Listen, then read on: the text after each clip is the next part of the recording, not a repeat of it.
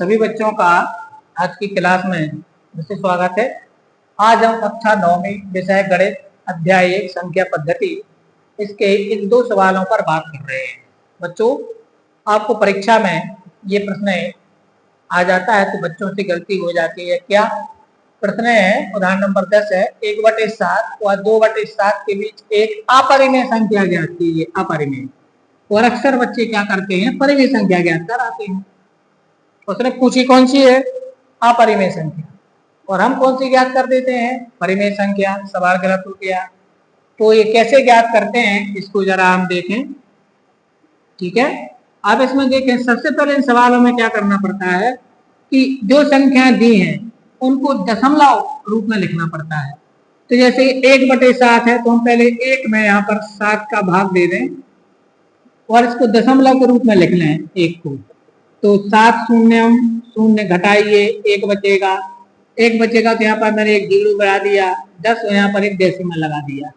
अब हम डेसिमल लग गया तो 1 जीरो कभी भी बढ़ाते जाएंगे। तो 7 एकम 7 बचे रहे 3, फिर 1 जीरो बढ़ा दो 30।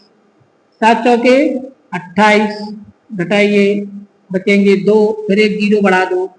7 दूनी 14 बचेंगे 6, फिर 1 जीरो बढ़ा दो। 7 8 56 बचेंगे 4, फिर 1 जीरो बढ़ा दो। 7 पना 35 घटाइए बचेंगे 5, फिर 1 जीरो बढ़ा दो। 7 सतैया 49 बचेगा 1। अब देखिए यहाँ पर 1 बचा और यहाँ भी कितना था 1, तो ये नंबर फिर से आने लगेगा। ये नंबर फिर से आएगा, बार बार आएगा। तो हम लिख सकते हैं कि 1/7 का मतलब है 0.142857 का वार। मतलब ये संख्या बार बार आएगी, ये कभी खत्म नहीं होगा, क्योंकि 1/7 का दशमलव निरूपण कैसा होगा? अशांत आवर्ती। अब इसी प्रकार हमें 2/7 चाहिए, तो 2/7 को कुछ नहीं कर रहे, काम करिए। 2/7 को लिखें 1/7 गुणे 2। अब आप 1/7 का मान लिखो 0.142857 और इसमें आप 2 से गुणा कर दो। इसमें 2 से गुणा कर दो, बस। तो 2/7 का निकाल आएगा।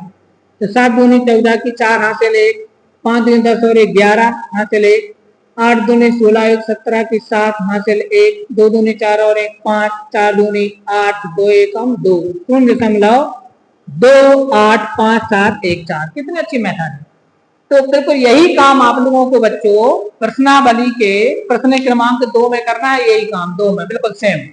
प्रश्न क्रमांक 2 में उसने पूछा है आपसे कि 1/7 बराबर 1.42857 का वार है। तो वास्तव में लंबा भाग दिए बिना क्या बता सकते हैं कि 2/7, 3/7, 4/7, 5/7, 6/7 के मान क्या होंगे बगैर भाग दिए? हाँ, बता सकते हैं।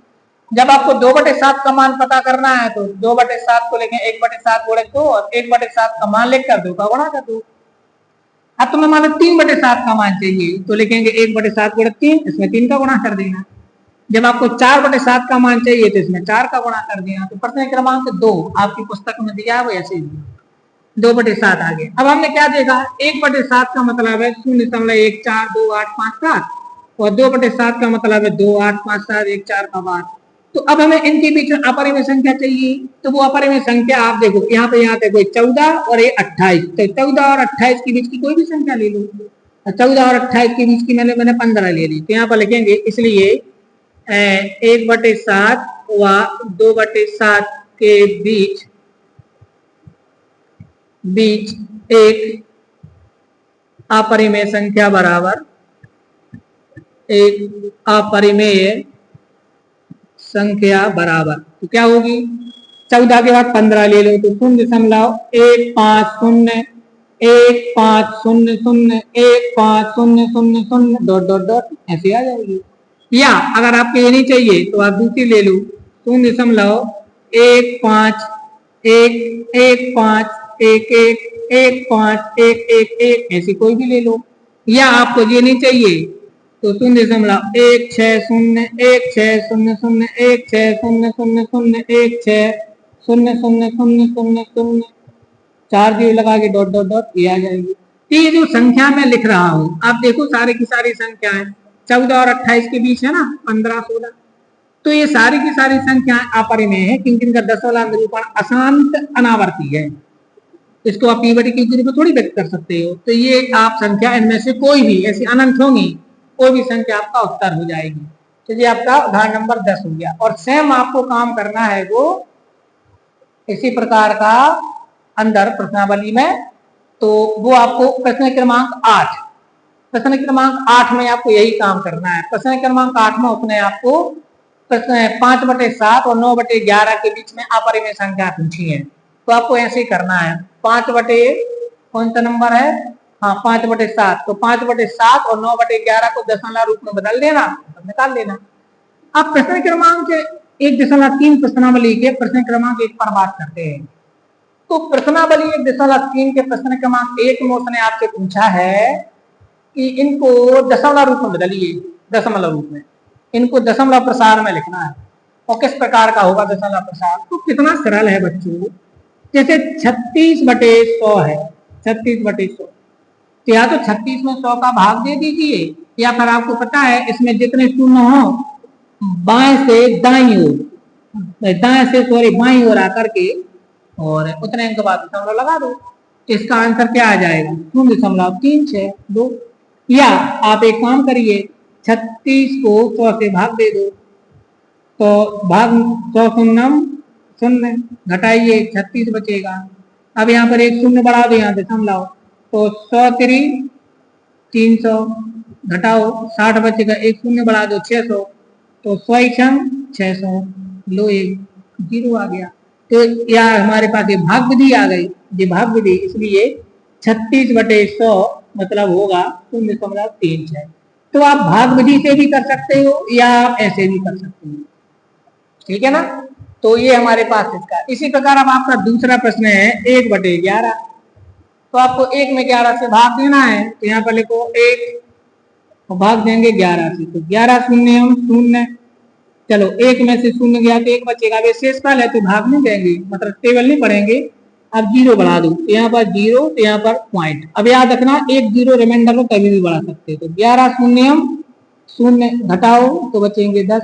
अब ये रिमाइंडर है, घट के आए ना, तो एक 0 बढ़ा दो, 11 नाम 99 घटाओ 1 बचेगा, 1 बचा तो वे 0 बढ़ा दो 10, तो फिर वही 11 शून्य शून्य घटाओ 10 बचेगा, एक 0 बढ़ा दो, 11 नाम 99। तो आप देख रहे हो ना, क्या देख रहे हो कि एक ही संख्या बार बार आएगी, तो इसका मतलब होगा 0.0909 या 1/11 का मतलब हुआ 0.09 का बार, ये संख्या बार बार आएगी। तो इस प्रकार से आप इनको दशमलव प्रसार के रूप में व्यक्त कर सकते हैं। ये आपका पहली प्रश्नावली जो 1.3 प्रश्नावली है उसका सवाल है। इसी प्रकार अब आप लोगों को मैंने बताया, इसी प्रकार आपको इसमें पूछा है 4 सही 1/8 का, 3/13 का। तो आप 4 सही 1/8 को पहले पूर्ण खंड में बदल लेना, 8 चौकी 32 और 33/8 हो जाएगा। प्रश्न क्रमांक 3 में दिया है वो पहले के तीसरे में। तो आप लोगों को इसी प्रकार से भाग दे करके उनको, अब ये भाग देना तो आप लोग शुरू से करते आ रहे हो, इसमें कुछ नया नहीं है, आप इसको कर सकते हो, ठीक है। अब मैं आपको प्रश्न क्रमांक 3 प्रश्नावली, इसको और समझा दूं। प्रश्नावली 1.3 प्रश्न क्रमांक 3 का दूसरा समझा रहा हूं। ये थोड़ा सा अलग है। क्या लिखा है, 0.47, इसको p/q के रूप में बदलना है। इसको वो कह रहा है p/q के रूप में बदलिए, ठीक है। तो कल हमने ऐसे सवाल सीखे थे, तो सॉल्यूशन, तो सबसे पहले आप क्या लिखेंगे, माना x बराबर 0.47 का बार सिर्फ 7 पर लगा है, तो मैं इसमें ऐसा रख सकता हूं x बराबर 0.4777 ... ये आएगा। अब एक अंक का रिवीजन हो रहा है ना, तो 10 से गुणा कर दो, क्या लिख दो, दोनों पक्षों में कितने से बच्चों, 10 से गुणा करने पर करो, तो यहाँ पर आ जाएगा 10x यहाँ पर आएगा 10 गुणित 0.4777 . अब ये 10x बराबर, अब ये 10 का गुणा करेंगे तो पॉइंट यहाँ पहुंच जाएगा, तो हो जाएगा 4.777 . अब आपको कल सिखाया था, कल का लेक्चर देख लेना नहीं देखा हो तो 4.777 को ऐसा थोड़ी है कि ये भाग अलग हो जाए, ये वाला भाग अलग हो जाए, बाकी का अलग हो जाए। तो अपन क्या लिखेंगे, इसको 4.777 चाहिए, यहाँ 4 है तो 3 अलग कर लो, तो मैं 4.3 प्लस 0.477 ऐसा कर लेता हूँ। देखो अब अगर मैं 4.3 को इसमें जोड़ू तो आंसर क्या आएगा, 4.777। तो ये याद करना, ये भाग अलग करना, इसको x माना है। अब इसको हमने x माना था तो यहाँ पर हम x लिख देंगे, तो 10x बराबर आ जाएगा 4.3 प्लस x। अब x किस तरफ ले आओ तो 10x माइनस x बराबर आएगा 4.3। अब 10x में से x घटाइए तो आ जाएगा 9x बराबर 4.3। अब आपको मालूम है कल सिखाया था ये है शांत दशमलव। तो शांत दशमलव को अगर आपको परिमेय के रूप में लिखना है, p/q के रूप में, तो दशमलव का लिख देते हैं 1, नहीं लिखते हैं, और दशमलव के बाद जितने डिजिट हो उतने जीरो लगा दो तो आ जाएगा 43/10। अब ये 9 का पक्षांतर कर दो तो x बराबर आएगा 43/9 गुणित 10, तो x बराबर आ गया 43/90। ठीक है बच्चों। अब x किसको माना था, x किसको माना था, x माना था 0.47 को, तो 0.47 का बार बराबर होता है 43/90। इस प्रकार हमने क्या कर दिया बताओ, इस प्रकार हमने 0.47 बार को p/q के रूप में लिख दिया, तो इसका आंसर आएगा 43/90। ठीक है, तो मेरी समझ से बच्चों आपको ये बात समझ में आ गई होगी कि इस टाइप के सवालों को अगर आपको लगाना है, एक सवाल आपको परीक्षा में पक्का आएगा, अभी क्वार्टरली में आएगा और इसके बाद हाफ ईयरली और वार्षिक सब में आता है एक सवाल आपको, ऐसे ही आपको नंबर देंगे, उसको p/q के रूप में बदलना पड़ेगा। तो आशा है आपको समझ में आ गया होगा। तो बच्चों आज आपको 1.3 प्रश्नावली के पहला, दूसरा और तीसरा और चौथा है ना, चौथा तक आपको इतने सवाल जरूर लगा लेना चाहिए। अब हम अगले वाले लेक्चर में इसके आगे 5वें सवाल से बात करेंगे, और अगर आपको कोई प्रॉब्लम है तो कमेंट करके बता देना, तो वो सवाल हम इसमें ले लेंगे। ठीक, सभी को नमस्कार।